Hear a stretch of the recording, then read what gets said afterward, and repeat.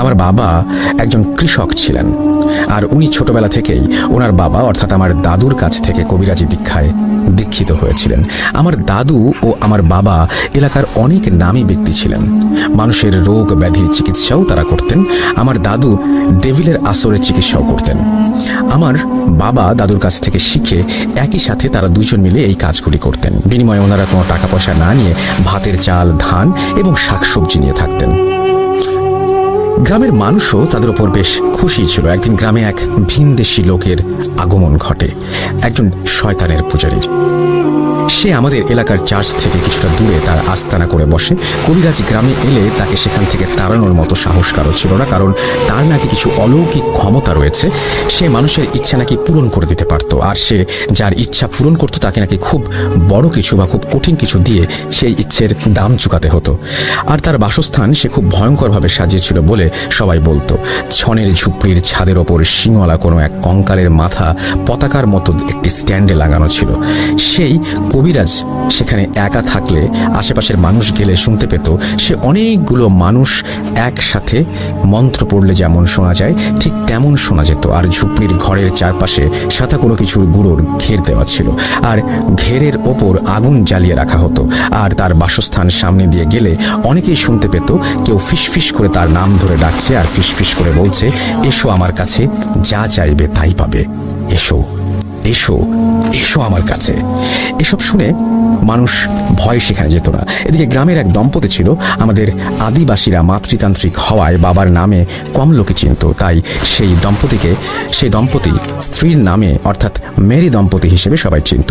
Mary দম্পতির বিয়ের 7-8 বছরেও তাদের কোনো সন্তান ছিল না, কিন্তু তারা প্রচণ্ড ধর্মভীরু হওয়ায় নিয়মিত চার্চে গডের আরাধনা করত আর ভালো ভালো কাজ করত। কিন্তু এক পর্যায়ে গডের ওপর তারা রুষ্ট হয়ে যান আর চলে যান সেই শয়তানের পূজারীর কাছে, কারণ এত আরাধনার পর গড তাদের কোনো সন্তান দেননি। কিন্তু তারা জানতেন না যে গডের ওপর আস্থা হারিয়ে তারা শুধু নিজেদের বিপদই না, পুরো গ্রামের জন্য বিপদ ডেকে এনেছেন। তারা সেই শয়তানের পূজারীর কাছে একটি বাচ্চার জন্য আকুল আবেদন করতে থাকে, আর সেই কবিরাজ তাদের সাহায্য করবে বলে জানায়। কিন্তু এর জন্য তাকে খুব বড় একটি কঠিন কিছু করতে হবে সেটা জানায়। সন্তান প্রাপ্তির প্রবল ইচ্ছায় তারা কি দিতে হবে না ভেবে কবিরাজের কথায় রাজি হয়ে যায়। কবিরাজ তাদের 1 মাস পরে চন্দ্রগ্রহণের সন্ধ্যায় আসতে বলে, আর কিছু জিনিসের কথা বলে যা তাদের জোগাড় করে আনতে বলা হয়। সেগুলো ছিল সদ্য জবাই করা মহিষের মাথা, কেরোসিন তেল, ভেড়ার লোমের সলতে আর একটা সম্পূর্ণ সাদা ছাগলের বাচ্চা যার বয়স 5 মাসের বেশি হওয়া যাবে না। মেরি দম্পতি সব জোগাড় যন্ত্র করে চন্দ্রগ্রহণের সন্ধ্যায় সেই কবিরাজের কাছে যায়। কবিরাজ তাদের একটি গোল বৃত্তে বসতে বলে। তারা বৃত্তে বসার পরে কবিরাজ সেই মহিষের মাথা কেরোসিন তেলে ডুবিয়ে রাখে, আর কিছুক্ষণ পর সেটি তুলে বৃত্তের মাঝে ভেড়ার লোমের সলতে দিয়ে মুড়িয়ে সেখানে আগুন ধরিয়ে দেয়। এরপর কিছু রিচুয়াল করে সেই সাদা ছাগলটিকে স্যাক্রিফাইস করে। 2টা মাটির পেয়ালায় রক্ত রেখে সেই আগুন থেকে কিছুটা ছাই তুলে পেয়ালায় মিশিয়ে খেতে বলে। খাওয়া শুরুর আগে কবিরাজ তাদের বলে যখন সময় আসবে সে তাদের কাছে তার পাওনা চাইবে, আর সেই পাওনা তাদের দিতেই হবে। কিসের পাওনা জিজ্ঞেস করলে কবিরাজ বলেন তাদের সন্তান হবে কবিরাজের রিচুয়ালের মাধ্যমে, তাই তার পেমেন্ট হিসেবে তাকে কিছু দিতে হবে, কিন্তু কি দিতে হবে সেটি নাকি কবিরাজ সময় এলেই চাইবে। মেরি দম্পতি রাজি হলে তাদের রক্ত খাওয়ানোর পরে কবিরাজ বলে আজ ভোর রাতে তাদের বাসার পেছনের জমিতে একটি পাখি মরে থাকবে, তারা যেন সেটিকে নিয়ে এসে ভালোভাবে রান্না করে সেটি দুজন মিলে খায়। তারা সম্মতি জানিয়ে চলে যায় সেদিনের মতো। এরপর 1 মাস কেটে যায়। একদিন মেরি ফ্যামিলির বাসা থেকে আমাদের বাসায় মিষ্টি আসে। এত জলদি ফল পেয়ে খুশিতে তারা যেন আত্মহারা হয়ে গিয়েছিল। দেখতে দেখতে দিন চলে যায়, আর মেরি ফ্যামিলির ঘর আলো করে একটি মেয়ে সন্তানের জন্ম হয়। মেয়েটার নাম তারা মারিয়া রাখে। মেয়েটি জন্মের পর তার বাম কাঁধে একটি জন্ম দাগ দেখতে পায় তারা, যা ছিল একটি অর্ধচন্দ্রাকৃতি। আস্তে আস্তে 7 বছর কেটে যায়। মারিয়াও বড় হতে থাকে, আর মারিয়ার বাবা মা সেই কবিরাজের কথা ভুলে যায়। কিন্তু মারিয়ার 7 বছর পূর্ণ হবার পর মারিয়ার মাঝে কিছু পরিবর্তন লক্ষ্য করা যায়। সেগুলো হচ্ছে খুব রাতে সে একা বাইরে বেরিয়ে যেত, রুমে কারোর সাথে কথা বলতো না, আর একা খেলতো। তার মা বাবা এটা দেখে তাকে জিজ্ঞেস করে যে সে কার সাথে কথা বলে। মারিয়া নাকি তখন খুব ভায়োলেন্ট হয়ে যেত আর চিৎকার করে ঘরের জিনিসপত্র ভাঙচুর করত। মারিয়া এছাড়াও সন্ধেবেলা নাকি সেই কবিরাজের বাড়িতে চলে যেত। মারিয়ার ভেতর কোনো সমস্যা আছে এই ভেবে মারিয়ার মা বাবা তাকে সেই কবিরাজের কাছে নিয়ে যায়, আর কবিরাজ তাদের যা বলে সেটি শুনে মেরি দম্পতির হুঁশ উড়ে গিয়েছিল। কবিরাজ তাদের বলে তাদের মেয়ে হচ্ছে ডেভিলের মেয়ে।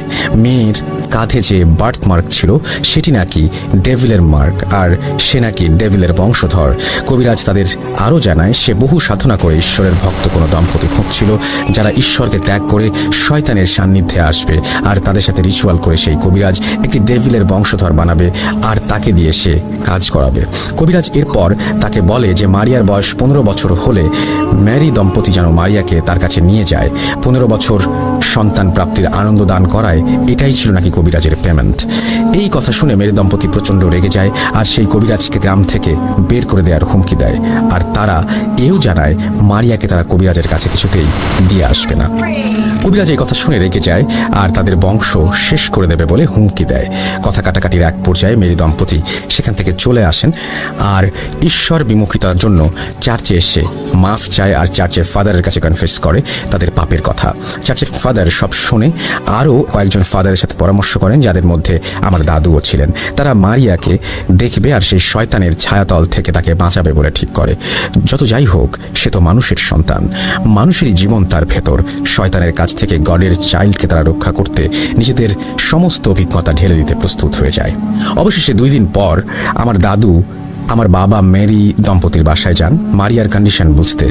আমার বাবা আর দাদু ফিরে এসে সেই বাসার কথা আলাপ করছিলেন আর আমি তখন ওনাদের কথা শুনি। ওনাদের বর্ণনা মতে মারিয়াদের বাসা ছিল মাটির তৈরি, ভেতরে 3টা ঘর, একটা মেরি দম্পতির ঘর, একটি মারিয়ার ঘর আর একটি মারিয়ার প্রয়াত দাদা দাদির ঘর। সেখানে সামনে ছিল গোয়াল ঘর আর উঠোন এবং রান্নাঘর। মারিয়ার বাসায় ঈশ্বরের আরাধনার কোনো জিনিস ছিল না। সন্ধ্যা হবার ফলে ঘরের ভেতরে কুপিবাতি জ্বলছিল আর তার আলোতে পরিবেশটা যেন কেমন থমথমে আর ভয়ঙ্কর লাগছিল। বাসায় গডের কোনো বই আর কিছু জিনিস নেই কেন জিজ্ঞেস করলে মেরি দম্পতি মাথা নিচু করে থাকে, কিছু বলতে পারে না। তারা মারিয়ার মা বাবার সাথে কথা বলে সবকিছু আরও একবার শুনে মারিয়ার রুমে ওকে দেখতে যাবে বলে জানায়। মারিয়ার ঘরের কুপিবাতিটা খুব মিটমিট করে জ্বলছিল, কিন্তু মারিয়াকে ভালোভাবে দেখা যাচ্ছিল না। মারিয়া তাদের দেখে এমন কর্কশ একটা হাসি দেয় যা শুনে উপস্থিত সবার নাকি বুকের রক্ত পানি হয়ে গিয়েছিল। তারা মারিয়ার সাথে কথা বলতে গেলে মারিয়া ভয়েস শুনে তারা অবাক হয়ে যায়। মারিয়া বলছিল তাদের সেখান থেকে চলে যেতে, কিন্তু আমার দাদু তার গায়ে পবিত্র পানি ছিটাতেই নাকি আমার দাদুর ওপর ঝাঁপিয়ে পড়ে সে বলে, তোকেরা সাবধান করেছিলাম, আসিস না, কেন আসছিস? এবার তোরা সবাই মরবি। এই বলে মারিয়া নিজের মাঝে ফিরে আসে আর আমার দাদুর কথা শুনে ওনাকে চিনতে পেরে তাকে জিজ্ঞেস করে তারা এখানে কেন। আমার দাদু নাকি শুধু হেসে বলেছিলেন, তোমাদের জন্য প্রে করতে এসেছিলাম মা। এই বলে আমার দাদু আর বাকি সবাই চলে আসেন। রাস্তায় আসতে আসতে আমার দাদু ভাবছিলেন যে তাকে কখন সাবধান করলো ডেভিল। ভাবতে ভাবতে আমার দাদুর গতরাতে দেখা স্বপ্নের কথা মনে পড়ে যায়। উনি স্বপ্ন দেখেছিলেন যে কোনো একটা কালো অবয়ব, যার মাথা হচ্ছে মহিষের মতো আর শরীরটা ছাগলের মতো, সেই অবয়ব তাকে শুধু একটা কথাই বলছে, সেটি হচ্ছে ডেথ। দাদু তখন এই স্বপ্নের অর্থ কি না জানায় স্বপ্নটাকে আমলে নেননি। এরপর উনি চার্চের ফাদারদের সাথে কথা বলেন আর জানতে চান এই অবয়ব আর ডেথের অর্থ কি।